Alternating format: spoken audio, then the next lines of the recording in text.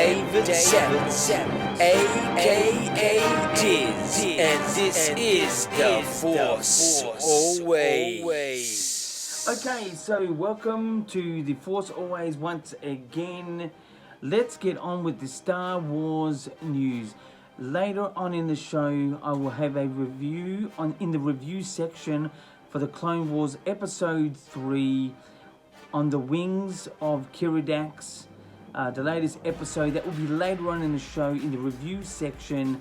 It's the episode 3 for the Clone Wars series on Disney Plus, on the wings of Keeradaks. I think that's how you pronounce it. Anyway, that's later on in the show, and later on in the show in the interview section, which is after the review section, I'll give you an interview type of review on the movie Invisible Man. The Invisible Man, it's out in theaters right now. I'll give you a sort of review via the questions in the interview section. Sounds a little bit confusing, but don't worry, just stick around.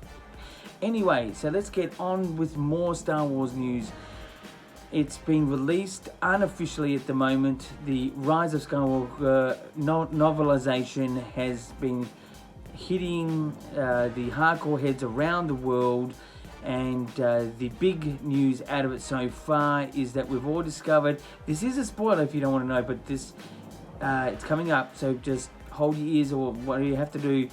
The Emperor Palpatine, whatever you like to call him, in The Rise of Skywalker was and is a clone, or is and was a clone.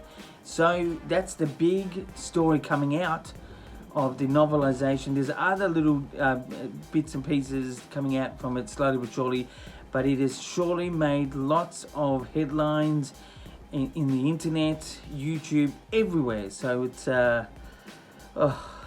amazing. The disgust for this film is still amazes me, but it just keeps going on with anything that gets released about this film, and unfortunately it's just getting a lot of flack. I still think it's a very good film. It's not the film that I wanted maybe exactly, but you know, it's still a good film. Anyway, that's my opinion. I understand other people have got their own opinions, but anyway, so that is some of the news. To more news closer to home in Melbourne, Australia, and Queensland, which is a bit higher in Australia, the northeast. Excuse me. There is an event called Supernova. It's going to be early. I think it's going to start in Melbourne. I think from around March, I think 6 to 8.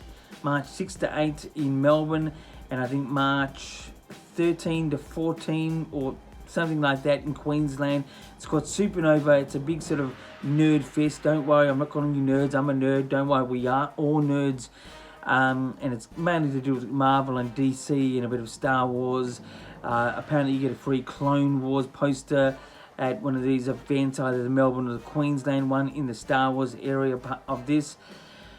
I'd love to say it's something I'm proud of, but it's a very small sized version of anything that I've come across in America. Not to say America's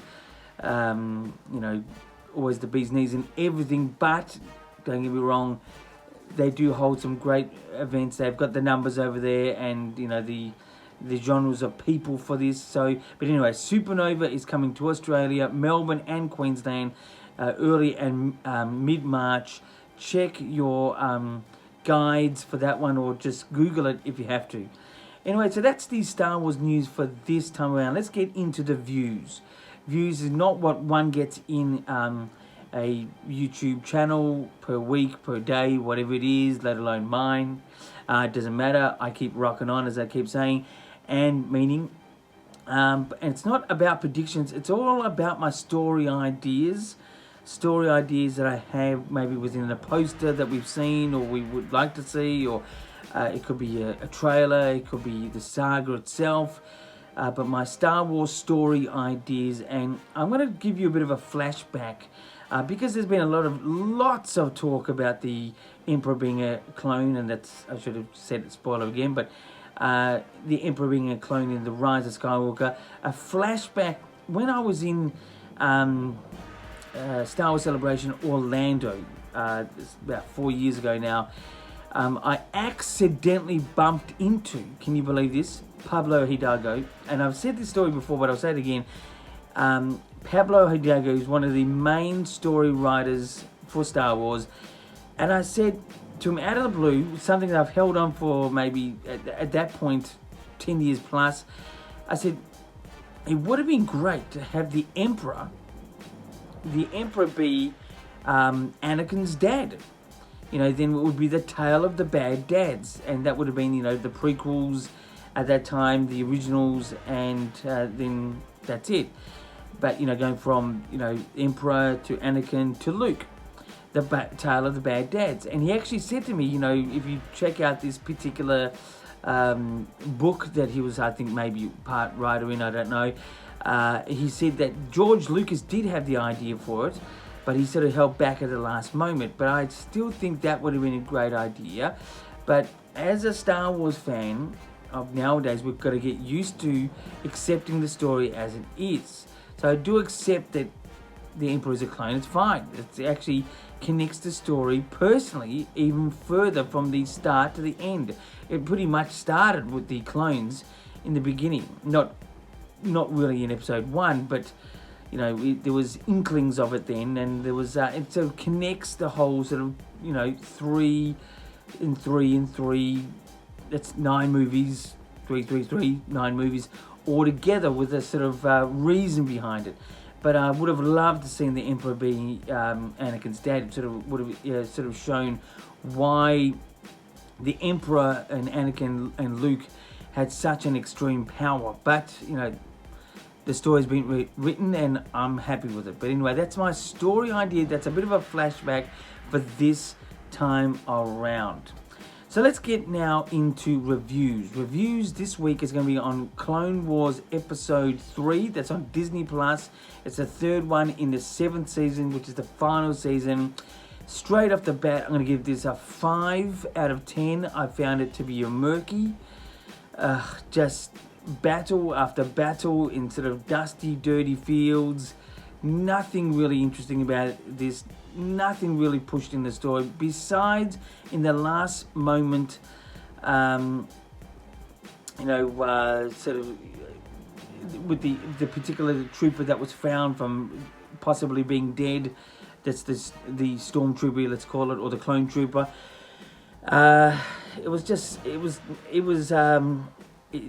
not much about this story that it was great. It wasn't a bad episode. It was just not a great episode. It was so straightforward and boring. We need to really push this story a bit forward. We need to have a bit more connectivity to getting into this Revenge of the Sith period, as it will show a bit more sort of substance to the show. But 5 out of 10, it's okay. It's on Disney Plus now, the 3rd episode. On the wings of Keeradaks or something like that. It's a bit of an unusual word, so check that one out. It's okay, it's not great, in my opinion. So that's the reviews. Let's get into interviews. 2 questions I asked myself for you guys out there. Now this one's going to be unusual because it's going to be all about sort of a review. It's about a movie I saw in the last week that I'd like to sort of express. So it's see what you think. So anyway, first question is, what did I give The Invisible Man out of 10? That's the first question. What did I give The Invisible Man out of 10? From a Star Wars kid like myself, a Star Wars hardcore fan, I gave it a 7.9 out of 10. That's the answer to the question, just to make it simple. The second question is, in a brief statement, how would you describe this in a good and bad way? That's The Invisible Man. What I would describe it is that I thought it was shot really well. It took a lot of consideration in movement and in composition. It had 2 great leads, the main female and the main male. It had some interesting sound design sort of music that I can tell you where the composer got from, because I use it personally myself in my own music and in a studio that I work with, and it's if you want to look it up, it's called Omnisphere. It's a big plug-in. You can't just buy it real cheaply, but it's it had lots of real lush, interesting sounds, and Omnisphere has that plus more. It's an amazing sort of plug-in, but that's another thing.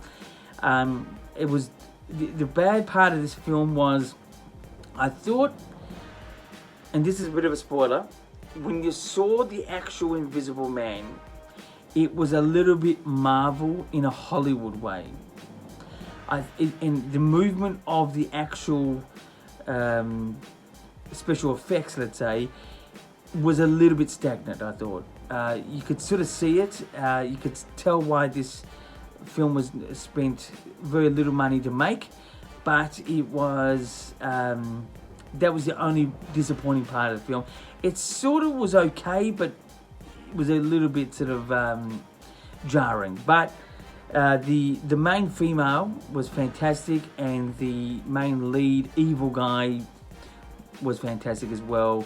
Definitely worth see. As I said in my first question, the answer 7.9 out of 10, and that's my sort of brief statement in a funny, brief way.